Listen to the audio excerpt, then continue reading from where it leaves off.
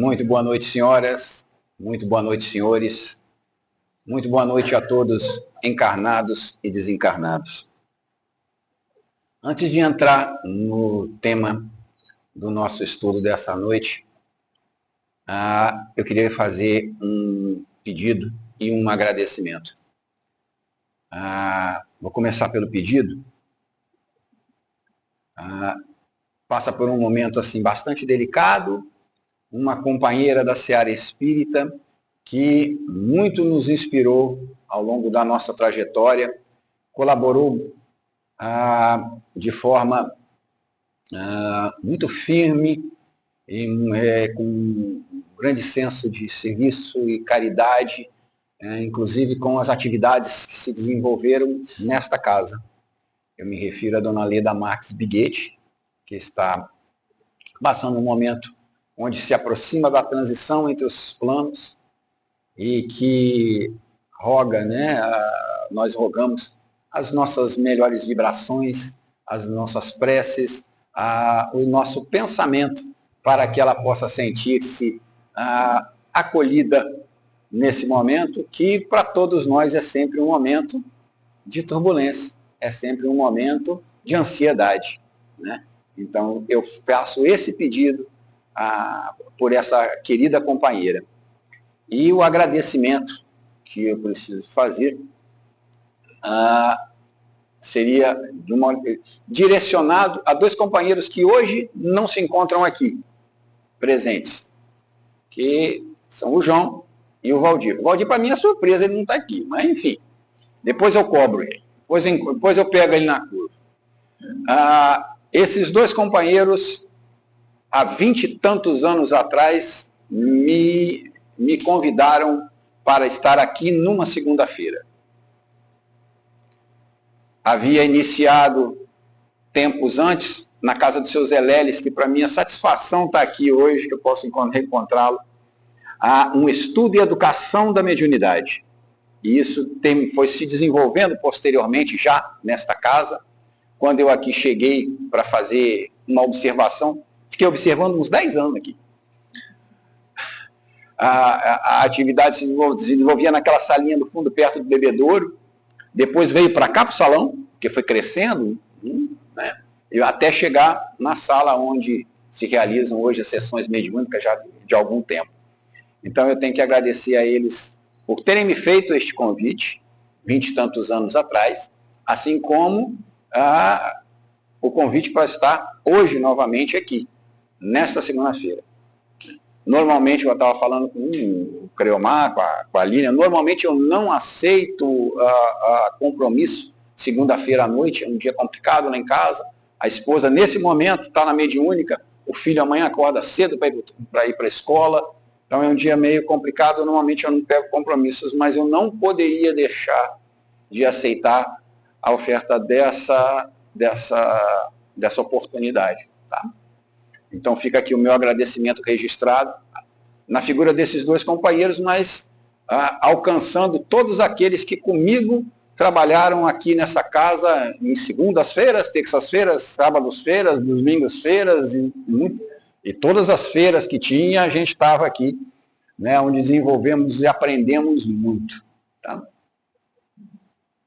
Por favor. Bom, entrando então no tema do nosso estudo. O estudo proposto para a gente nessa noite é extremamente rico, de possibilidades de reflexão.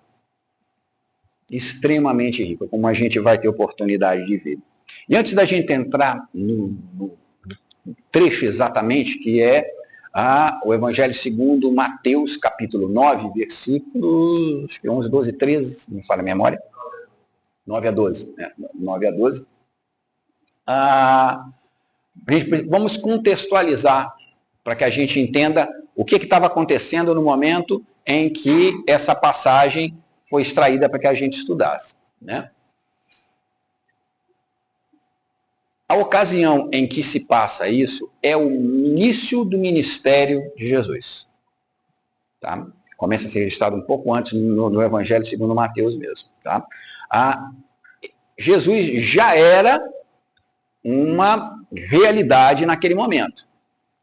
Jesus, naquele momento, ele já estava fazendo barulho. Ele já chamava bastante atenção. E, por conta disso, havia uma multidão que o seguia, em vista dos prodígios que ele produzia, ou que ouviam que ele produzia, além de chamar também a atenção das autoridades daquele tempo, porque ele falava na sinagoga, e na sinagoga houve embates, sobretudo por conta do sábado, aonde Jesus operava curas, operava os sinais que eram pedidos, mas que, para os doutores da lei, os membros do Sinédrio, os escribas, os fariseus, os saduceus, isso não era permitido, isso era contra a lei de Moisés. Então, Jesus era uma figura relativamente conhecida, estava fazendo barulho. Se fosse hoje, a gente diria que ele estava bombando. Tá? A rede social daquele tempo era só, né, conversa, e ele estava bombando em todas as conversas, todo mundo queria saber. Um pouquinho antes do trecho que a gente vai abordar, ele passou numa coletoria, que é onde fica a coletoria de impostos, onde ficava um publicano de nome Mateus. E ele chama Mateus nominalmente para segui-lo. E essa passagem vai se iniciar na casa de Mateus, aonde ele se abriga, juntamente com outros que vieram ter com ele, que eram tidos na sociedade como pessoas,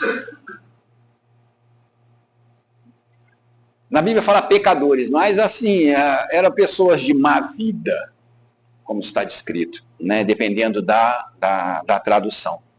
E ali, então, se encontrava ele naquela comunhão, e acompanhando aquilo, uma multidão, seus discípulos, juntamente, e também compareceram ali, então, os doutores da lei, observando o que acontecia, saber quem era aquele que estava, de alguma forma, movimentando aquelas circunstâncias todas dentro de Jerusalém, dentro da Judéia.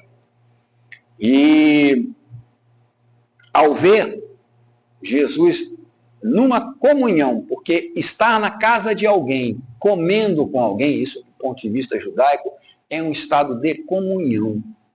É muito importante a refeição, receber alguém em casa e ter uma refeição com alguém, até hoje dentro do judaísmo é assim. Né? É um estado de comunhão. Dar a alguém, partir o pão, é entrar em comunhão com alguém. Né? E vermos ali Jesus abrigando pessoas tidas como de má vida, pecadores, publicanos, e publicano era uma coisa assim, foi uma invenção sensacional que Roma teve. Em todos os territórios dominados por Roma, havia coletores de impostos que eram provenientes das localidades aonde Roma exercia o seu domínio. Não eram romanos que faziam. Existiam soldados romanos que apoiavam, mas eles faziam com que os próprios cidadãos das cidades ocupadas, dos reinos ocupados por Roma, fizessem a coletoria de impostos com uma obrigação. Você tem que me entregar tanto. Se você cobrar mais do que isso, é teu. E isso dá para ter uma ideia de como essas pessoas eram populares, né, dentro daquelas regiões. Né? Portanto, assim, estar na casa de um publicano, comendo com ele, ensinando a ele e a outros, tidos como pecadores, pessoas desqualificadas dentro da sociedade judaica, né? Onde eles, verdadeiros doutores da lei, eram especificamente considerados puros e os outros impuros, eram assim. Então eles fazem uma pergunta aos discípulos que ali se encontravam. E essa pergunta a gente precisa avaliar ela, porque ela, assim, ela é mais do que uma simples pergunta, ela é mais do que um questionamento, ela é quase uma cobrança. Então eles dizem, então o teu mestre se senta e come com publicanos e pescadores? Reparemos que eles colocam a palavra teu para dizer, para desqualificar que ele perante aqueles doutores da lei não era mestre. Ele era mestre de pescadores, de galileus, de pessoas sem cultura, sem nível social para exercer aquilo. Era teu mestre. Era uma desqualificação daquilo que os discípulos tinham em conta de que Jesus era. Então, apresentar Jesus como um mestre, e por enquanto eram todos só discípulos, né? Apresentar Jesus como um mestre, para eles, não tinha razão, por isso eles falam, quer dizer que o teu mestre, esse mestre de vocês aí, de pescadores, come com publicanos, pecadores? E se Jesus ouviu, aqueles que estavam com Jesus também ouviram. Mas Jesus posiciona-se, ele chama a palavra, ele pede a palavra, e ele se proclama colocando ordem nas coisas. E aí é que ele fala que não são os que precisam de médico. E com isso ele, nessa frase, nessas poucas palavras, ele primeiro se coloca não como um mestre como eles. Se eles o haviam desqualificado como um mestre de Israel, ele ali se posiciona, que ele não era um mestre como eles. Que ele ali estava no papel de um médico. Um médico que, ao longo da história, nós vamos verificar sendo o médico dos médicos, o médico que faz a medicina da alma, a medicina transcendental, a medicina do homem integral. Embora tenha operado curas do ponto de vista temporal. Era para isso que o procuravam normalmente. Ali ele se posiciona dessa forma e, de alguma forma, também resguarda aqueles que ali estavam, porque eles também ouviram a palavra dos publicanos. E ali ele fala, ali, esse posicionando desse jeito, ele fala, estão comigo. Mais uma vez ele se coloca em favor daqueles que eram desamparados dentro da sociedade, aqueles que eram a escória da sociedade e que certamente nunca tiveram daqueles outros doutores da lei que se apresentavam nenhum tipo nenhum tipo de contato. Até o contato com pessoas que eram consideradas impuras podia tornar um mestre de Israel impuro. A situação funcionava mais ou menos dessa forma. Daí o escândalo que causava Jesus estar no meio daquelas pessoas. E aqui a gente começa a ver desenhado painéis de reflexão muito interessantes que a gente precisa levar em conta. Se a gente for ver, tirando Jesus, todos os personagens que aqui se encontram nessa passagem, lembrando que uma passagem não é uma parábola. A parábola é alguma coisa, um caso que Jesus contava para exemplificar alguma coisa. Isso é uma passagem específica do tempo de Jesus. Em todos esses personagens existe um pouco da nossa própria vivência. Nós vamos poder, de alguma forma, nos ver relacionados em cada um desses personagens, em cada uma dessas circunstâncias, se nós formos nos avaliar. E aí nós vamos nos encontrando nessas personagens, nós vamos poder fazer uma reflexão e responder o questionamento principal desse tema. Se a gente for avaliar, por exemplo, o caso dos discípulos, qual era a postura dos discípulos naquela situação? Lembrando que eram homens simples, acostumados à obediência das leis de Moisés, acostumados ao comando, à direção daqueles doutores da lei, eles, em vendo o Cristo, desejavam o quê? Que ele fosse, de alguma forma, reconhecido por aquelas mesmas autoridades. Para eles era importante que aquelas autoridades, aonde eles firmaram todos os propósitos de confiança desde o seu nascimento, fossem, de alguma forma, reverenciadores daquele que estava sendo apontado para eles como o Messias. Então era importante que eles o reconhecessem. E quando eles não reconhecem, evidentemente para eles causa um certo dilema. Como nós podemos nos reconhecer nessa situação? Se nós formos avaliar, muitas vezes, nós que abraçamos a ideia de Cristo Jesus ser o Messias, o governador espiritual deste planeta, buscamos a identificação desse Jesus que nós acreditamos na figura de outras pessoas. Nós gostaríamos sim que as autoridades, assim como eles, que as nossas autoridades, que os nossos governadores políticos, sociais, econômicos, entendessem a Jesus como nós entendemos.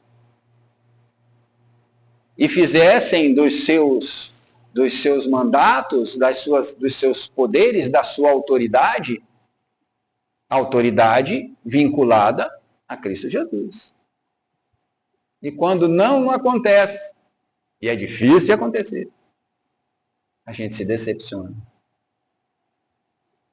Muitas vezes também nós desejaríamos que os nossos familiares, nossos amigos, companheiros, identificassem a Jesus como nós identificamos. São pessoas importantes. Para os discípulos naquele momento, os doutores da lei eram importantes, nós gostaríamos. Quantas vezes a gente já ouviu falar assim, nossa, eu queria tanto que meu marido estivesse aqui nessa palestra para ouvir. Gostaria muito que aquela pessoa que reconhecesse a importância, o conteúdo daquela palestra, daquele livro, daquela exposição que alguém fez, servisse para outra pessoa. Mas o Cristo tem um encontro marcado individual com cada um de nós. Vai chegar aquele político que todo mundo fala mal, que todo mundo odeia, que todo mundo taca pedra. Jesus tem um encontro marcado com ele e vai chegar nele. Assim como o marido, a esposa, o filho, o tio, o vizinho, o chefe, todos têm um encontro marcado. E não somos nós quem vamos apresentar. O Cristo sabe o seu momento, o seu lugar, e ele vai se apresentar. No mesmo evangelho de Mateus, lá na frente, no capítulo 16, depois de várias outras ocorrências, Jesus se reúne com os discípulos, lembrando que isso era tão no início do messianato dele, que no capítulo 12, só no capítulo 12, nós estamos falando do capítulo 9, só no capítulo 12 é que ele escolhe os 12 apóstolos. Perdão, no capítulo 10 ele escolhe os 12 apóstolos. Tá? Aí lá no capítulo 16 ele se reúne, os apóstolos, os discípulos, perdão.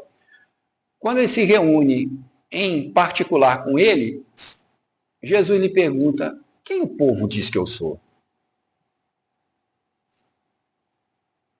E eles respondem, uns dizem que é João Batista que ressuscitou dos mortos, outros dizem que é Elias, Jeremias ou um dos profetas. Muito bem. E vós, quem dizeis que eu sou? Pedro toma a frente e diz, tu és o Cristo, Filho do Deus vivo. Simão Barjonas, disseste o bem. Disseste o bem. Sobre a tua pedra eu erguerei a minha igreja. Mas a ninguém deveis dizer quem eu sou. Ou seja, ele não precisa de apresentação, ele não precisa de cartão de visita, ele não precisa de embaixadores. Ele precisa de discípulos onde possam erguer a sua igreja através da conduta de cada um de nós. Cada um de nós é convidado a ser Pedro, aqui hoje, daqui a pouco na nossa casa, amanhã no nosso trabalho, na nossa escola. A igreja do Cristo está em cada pedra que nós somos. Outros personagens dessa mesma passagem, nós vamos encontrar os doutores da lei. E é preciso a gente ter muito cuidado com essa autoridade que muitas vezes a gente pretende ter e nem sempre a gente tem de fato. Os doutores da lei eram pessoas que passavam a vida toda estudando a Torá, todo o Antigo Testamento, todos os profetas, toda a lei. Eles eram a elite, e não era por acaso, era alguém que se dedicava para ser um misto de jurista, advogado, sacerdote, orientador.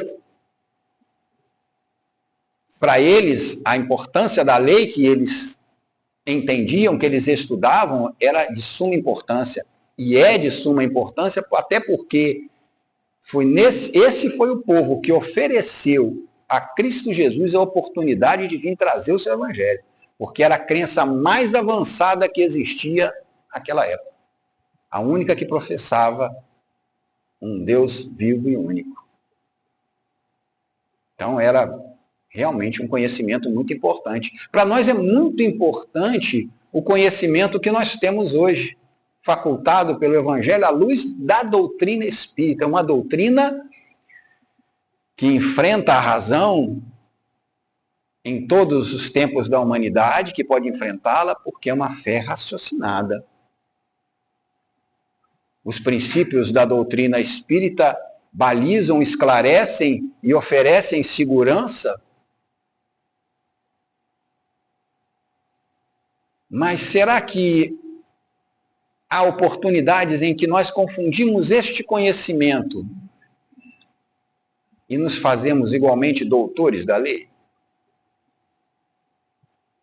Quantas vezes a gente já teve oportunidade de ver, lamentavelmente, de maneira lamentável, dentro do movimento espírita, companheiros falando das crenças de nossos irmãos. Os católicos, a gente fala da Inquisição, fala que tem um santo para cada coisa, tem um santo para... O São Longuinho faz 3 pulinhos para achar alguma coisa, faz uma série de circunstâncias, liturgias e tudo mais, e a gente fala disso com... Nossa, que coisa mais atrasada, que coisa. Os irmãos evangélicos, a gente ouve falar assim, nossa, não sabe nem ler direito, mas fica recitando a Bíblia, com aquela Bíblia debaixo do braço o tempo todo, recitando versículo daqui, versículo dali, tudo aqui, vai ter tudo no juízo final, não acredita em nada. Não acredita, só acredita na ressurreição, não acredita na encarnação, como nós entendemos, processo evolutivo, olha. As religiões de matriz africana, então, é tudo macumbeiro. Né? É tudo alto, isso aqui coisa... Fazer oferenda, que coisa antiquada, que coisa primitiva. Os doutores da lei espírita falam. Muçulmano é tudo. Ou é mulher vestida com burca, ou então é homem-bomba. Não tem meio termo, uma coisa ou outra. Farisaísmo espírita. Farisaísmo espírita, esse tipo de visão. E, infelizmente, lamentavelmente, isso é comum. Às vezes, de uma forma velada. Às vezes, não. E é importante que a gente entenda que a única coisa que nos separa de outros credos é uma responsabilidade gigantesca pelo patrimônio que nós temos. Ter a nosso favor o esclarecimento que nos oferece a doutrina espírita é uma responsabilidade gigantesca a qual nós seremos cobrados. Porque muito será cobrado a quem muito recebeu, muito foi dado.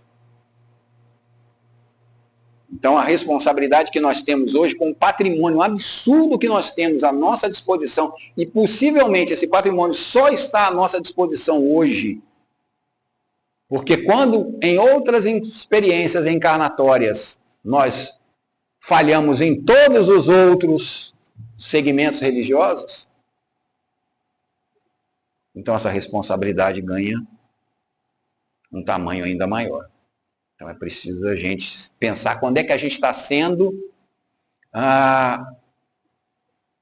quando é que a gente está dando realmente valor ao patrimônio que nós temos, ao conhecimento das leis universais que nós temos, que nós fazemos desse conhecimento e de como nós olhamos para os companheiros de outros credos, de outras disposições, às vezes tão mais desenvolvidos do que nós. Até mesmo aqueles que não professam credo nenhum, que se dizem ateus. Para nós vai todo mundo para um umbral, né? Vai todo mundo para lá. Vamos ver quando chegar a nossa hora. Mas também nós podemos nos ver como aqueles que estavam ali juntos a Jesus naquele momento. Pessoas que assim, pela sua condição social, econômica, naquele momento, desejavam se sentir acolhidos. E viram alguém que lhes ensinava, que lhes acolhia, que não lhes julgava e, portanto, não lhes condenava, que lhes apontava um futuro, que lhes apontava uma outra expectativa. Criava uma esperança que para eles, normalmente, não estava ao alcance. Nós podemos nos ver aí também. Quantas vezes nós estamos passando por momentos tão difíceis, experiências às vezes tão dolorosas, e buscamos o Cristo para nos refugiar. Buscamos a figura daquele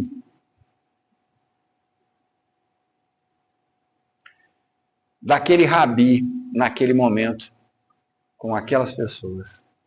Buscamos essa imagem para nos aconchegar, para nos sentirmos, sobretudo quando nos sentimos culpados pelos erros que nós ainda teimamos em cometer, quando nos julgamos injustiçados, quando achamos que a esperança está se esvaindo, mais doce, mais terna, mais amorosa se faz a presença dele, em diversos modos. Às vezes é um companheiro que chega e nos traz uma palavra amiga, um abraço, um sorriso, é uma palavra dentro da casa espírita, uma exposição, um livro amigo que nós levamos para cima e para baixo, extraindo daquelas palavras, seja do Evangelho, ou seja de algum outro livro da doutrina espírita, a inspiração para superar os momentos difíceis.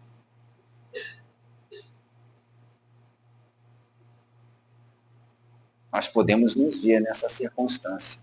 Mas é nessa circunstância, é para este perfil. E podemos ver que nós podemos transitar por todos esses perfis. Mas é na hora deste perfil que fica a principal consideração, a principal reflexão que nós temos para fazer nessa noite. Pelo tema que nos foi proposto. Ali está o médico. Ele traz o remédio e prescreve o tratamento. Nós nos reconhecemos como os necessitados desse tratamento? Essa é a primeira pergunta que nós temos que responder. Porque quando nós estamos no papel do fariseu espírita, nós não vamos nos enxergar assim. Às vezes, até mesmo no papel de discípulos, nós não vamos talvez nos enxergar assim. Mas na hora da dor, da dificuldade, aí nós vamos talvez nos enxergar assim. Como necessitados dessa medicina transcendental que o Cristo traz, que o Cristo nos oferece. E se nós nos identificamos como esses necessitados, nós estamos dispostos à cura. Essa é a maior de todas as reflexões que nós temos para fazer. Se nós estamos realmente dispostos a efetuar em nós a cura. Agora, recentemente, nesses tempos, chegou para mim é novidade, talvez alguns já conheçam há mais tempo, né? Coisa chamada telemedicina. Já ouviram falar disso? Telemedicina, né? Você nem precisa ir lá no consultório, lá no postinho, lá, ficar naquela fila, não, você marca horário e tal, não sei o quê, abre telinha lá e você fala lá com o médico, lá, eu tô assim, tô o quê, tô com um bago, sei lá o quê. Jesus está on. 24 horas por dia o médico está on. É a telemedicina mais avançada que existe e mais antiga também. Eu posso me consultar com ele a qualquer instante. Ele está disposto. Aliás, ele está ansioso. Ele não vê a hora de estarmos curados, de efetuarmos em nós a nossa cura. Então, ele está ansioso para que a gente entre em contato com ele. Os exames saem na hora. Aliás, ele já sabe, né? Ele já tem a radiografia, já tem a capivara de todo mundo, a radiografia já está lá. Né? Ele dá o diagnóstico na hora, se a gente quiser ouvir. E ele prescreve o remédio e o tratamento. O remédio, eu queria dizer que assim, a gente está vivendo o tempo do metiolate que não arde, né? Para boa parte de nós, o remédio é uma benzetacil espiritual. Dói. É um remédio amargo, não é xarope com sabor morango. Dói porque o que me adoeceu e o que me faz hoje ser um necessitado dessa medicina proposta pelo médico Jesus é algo que eu tenho que abrir mão porque me adoeceu e eu continuo doente. Então eu tenho que abrir mão do meu orgulho, eu tenho que abrir mão dos meus instintos primitivos, educando-os para novos propósitos. E o tratamento é o seu evangelho. Está ali, está prescrito ali, todo o tratamento. Amar a Deus sobre todas as coisas, até o próximo como a ti mesmo. A gente ainda está tentando aprender a se conhecer, a se amar, para poder, quem sabe, amar o próximo, alcançar a grandiosidade de Deus para amar, amar e perdoar os nossos inimigos, aqueles que nos caluniam e nos fazem mal. É o tratamento. Está descrito lá para todos nós, está ao alcance de todo mundo. Então o tratamento é caro, o remédio dói, a consulta é de graça, mas tem esse preço. Um número muito significativo de nós, e o Evangelho nos dá esse indicativo, um número muito reduzido de nós aceita fazer o processo de cura. 10 foram os leprosos que procuraram a Jesus com tanta fé que disseram, se tu disserem uma palavra, se disseres que quer, nós seremos curados. E ele falou, eu quero. Vão se mostrar aos sacerdotes. Porque para readquirir a cidadania, quando você era um leproso, você tinha que mostrar aos sacerdotes que você estava curado. Todos foram correndo. Todos queriam recuperar as suas vidas. Mas ele adverte. Vai, não peques mais. O tratamento estava ali. Só um retornou para agradecer a Jesus. A seguir. Então, um número muito significativo de nós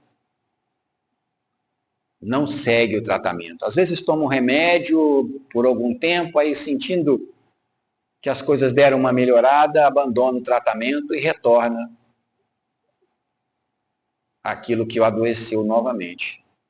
E a gente pode se perguntar por que isso acontece? Se eu vejo que em tomando o remédio e seguindo o tratamento eu melhoro, por que é que tantas vezes eu recuo diante do tratamento?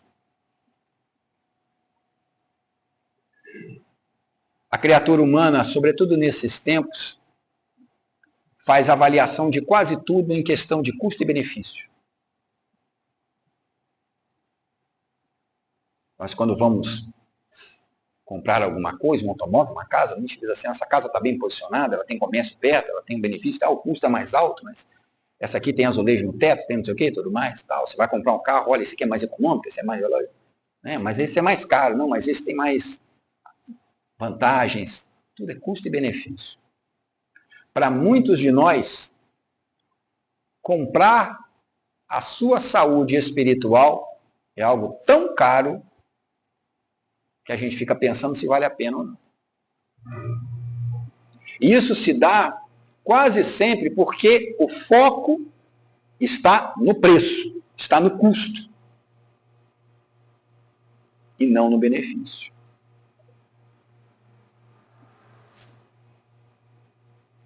E isso demonstra uma falta de visão espiritual, uma falta de visão de futuro que nos prejudica. Porque se nós observarmos a vida de uma maneira prática, nós vamos entender que sofrimento por sofrimento existem de duas maneiras, proveitoso ou não. Emmanuel, no livro Vinha de Luz, capítulo 80, tem uma lição. Gente, vale a pena estudar. Chama Como Sofres. Nessa lição, ele fala de sofrimento reparador, assim como de sofrimento que não chega a ser inútil, mas ele é muito pouco produtivo, que é simplesmente o de cansar alguém até que se abra algum caminho para ter um sofrimento reparador. Então ele faz o questionamento, como é que a gente sofre? Como a gente quer escolher sofrer? Porque no mundo de provas e expiações, onde nós estamos encarnados, o sofrimento vai acontecer, quer a gente queira ou não. Agora, existe o bom e o mal sofrer. E isso faz referência à comunicação do Espírito Lacordaire, que está no Evangelho segundo o Espiritismo, capítulo 5, Bem-aventurados os aflitos, é a primeira instrução dos Espíritos. E Lacordaire, nessa instrução, ele fala que existe o bem e o mal sofrer. Aquele que sofre maldizendo o sofrimento, não aproveitando as oportunidades que aquela circunstância me oferece para, de alguma forma, tirar proveito daquilo e sair ganhando, é o mal sofrer. Aquele que, apesar do sofrimento, mantém a sua fé e segue adiante, aurindo para si um espírito de disciplina, tem o bom proveito do seu sofrimento.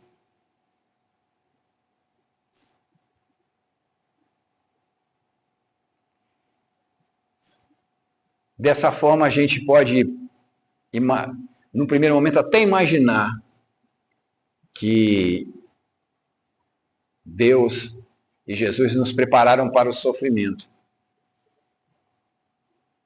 Se a gente fizer uma análise rasteira, uma análise precipitada, análise de vistas muito limitadas. Mas quando a gente entra nas descrições do Evangelho, nós vamos ver que vale muito a pena pagar o preço dessa libertação. Tanto que Emmanuel diz que esse sofrimento é um tipo de sofrimento libertador.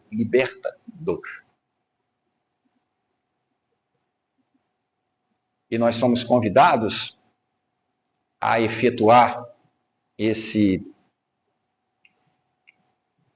essa renovação, temos sido, na verdade, né, convidados ao longo de muito tempo.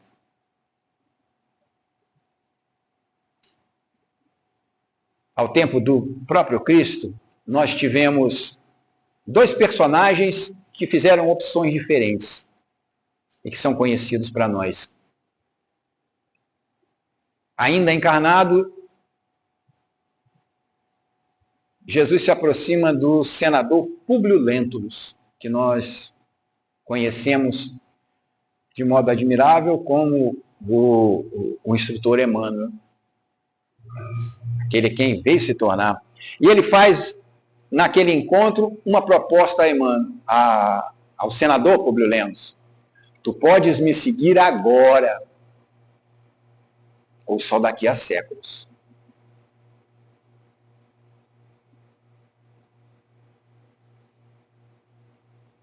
O senador preferiu a segunda opção. Mais à frente, Jesus fez a mesma proposta a um doutor da lei. Na entrada de Damasco, ele pergunta: Saulo, por que me persegues? Quem sois, Senhor? Eu sou a Jesus de Nazaré. Compreendendo ali a proposta que estava sendo colocada para ele, pergunta o futuro apóstolo dos gentios: Senhor, que queres que eu faça?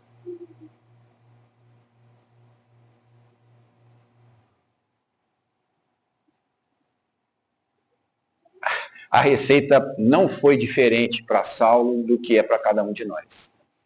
Talvez nós não sejamos convidados, neste instante, para um testemunho igual ao dele. Foram mais de 30 anos seguindo a receita do tratamento à risca, sem falhar nenhum dia. Todas as medicações que Paulo precisava tomar para curar o seu espírito e transformar-se em Paulo apóstolo. E nós podemos pensar assim: poxa, o ministério dele foi tão grandioso, a que eu estou sendo chamado? Ao ministério grandioso de cada um de nós no dia de hoje.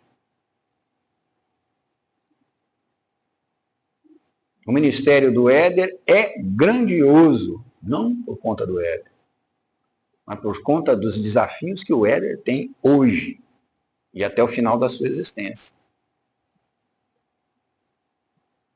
Que não é mais nem menos desafiador do que o ministério convocado para Edna, para os seus Zeléres, para cada um de nós que está aqui.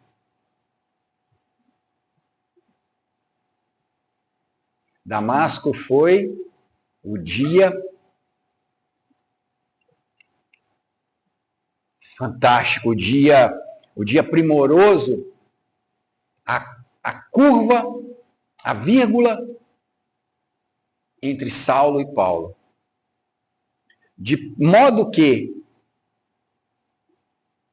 seguindo à risca o que estava proposto, Paulo pode dizer, na sua última epístola, na sua última carta que ele faz a Timóteo, ele diz assim: eu venci o bom combate, eu lutei o bom combate, eu venci a carreira. Que agora, a partir de agora, ninguém me moleste mais, porque eu carrego em mim as marcas do Cristo. E ele teria dito antes na carta aos Gálatas: já não sou eu quem vive, já é o Cristo quem vive em mim. É o benefício. Hoje, dia 3 de agosto de 2026, aqui na rua Clemente Maser, número 25, na cidade de Sertãozinho,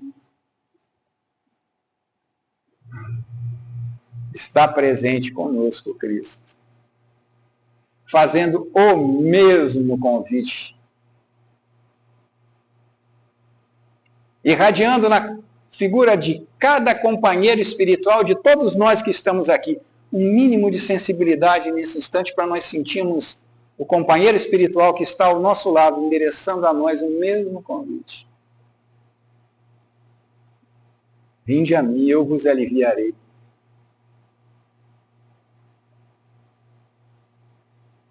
Podemos esperar, podemos dizer não. O senador Públio Lento fez e transformou-se em Emmanuel.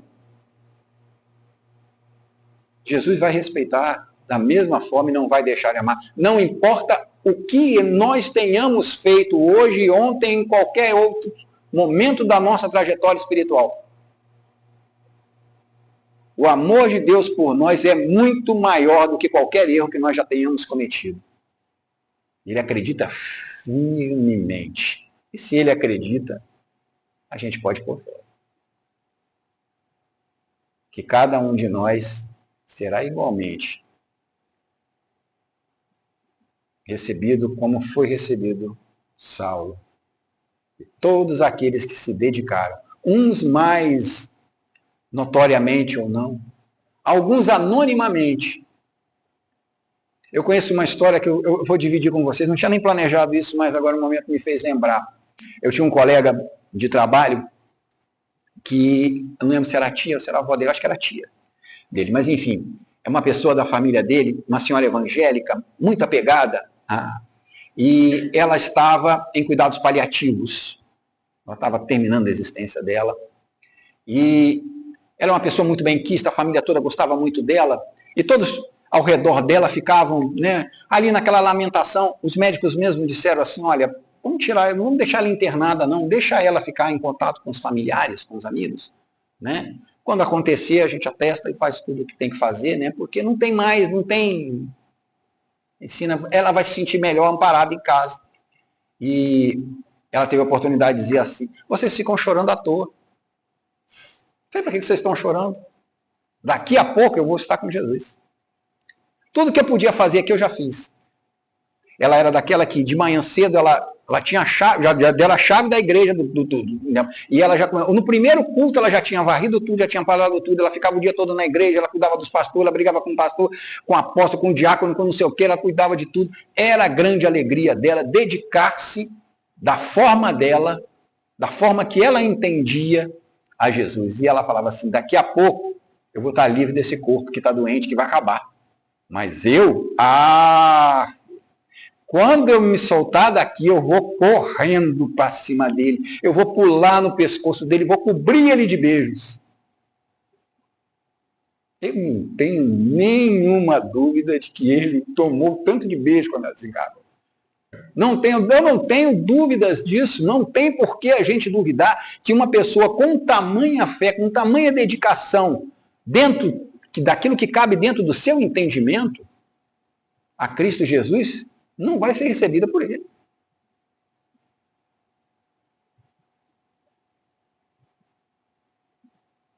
O convite foi feito para nós. Tenhamos, dentro das nossas reflexões, a resposta que couber melhor para nós, para cada um de nós individualmente, no nosso momento de hoje. Que o Senhor possa, de todas as formas, nos inspirar nesse momento. Que Ele possa transcender as nossas limitações, de forma que possamos percebê-lo presente junto a nós,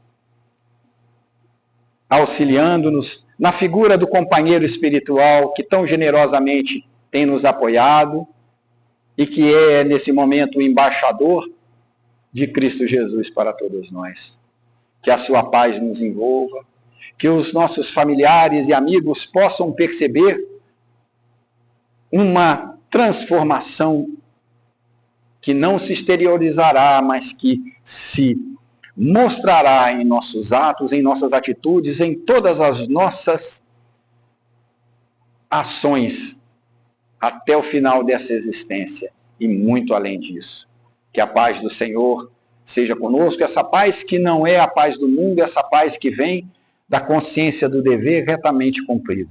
Que o Senhor esteja conosco nessa paz, que estejamos nessa paz com Ele, hoje, agora e sempre. A todos pela atenção, muitíssimo obrigado. Uma ótima noite a todos.